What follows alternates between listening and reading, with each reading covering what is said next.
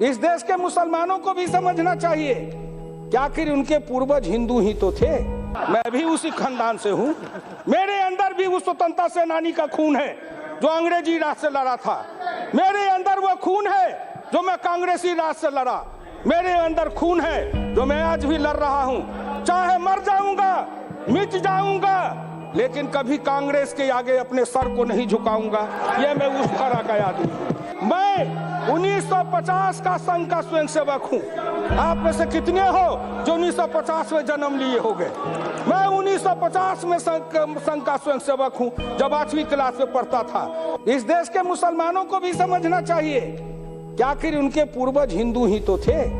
जब उनके पूर्वज हिंदू थे तो उनके पूर्वज का राम उनका था, कृष्ण उनका था, काली उनकी थी, दुर्गा उनकी थी, देवी उनके थे, देवता उनके थे, हिंदुस्तान की सभ्यता संस्कृति उनकी थी। वो किसी कारणवश अगर मुसलमान हो गए तो अगर उनके पूर्वज अगर हिंदू थे तो उनको भी उसके प्रति मन में सम्मान का भाव रखना चाहिए।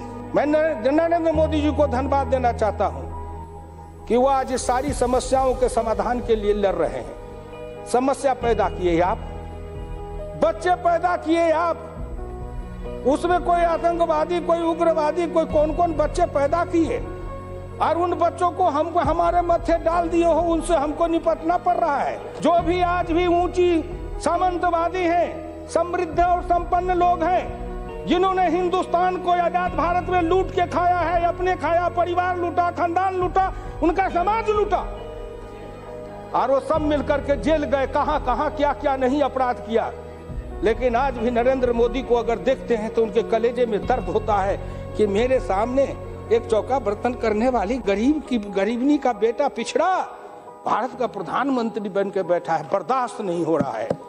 लोकतंत्र कहता है बर्दाश्त करना सीखो, हमें क्षमता है, योग्यता है, तब मुझको दिया। मेरी बात बहुत लोग नहीं समझ पाएंगे। अगर कोई अच्छा है तो अच्छा कहेंगे, किसी में गलती है तो गलती कहेंगे। सुधरो, सब सुधरो, लेकिन छेड़ो मत। अगर छेड़ोगे तो हम भी किसी को छोड़ेंगे मत। ये कहते हुए मैं अपनी वाणी को समाप्त करता हूं।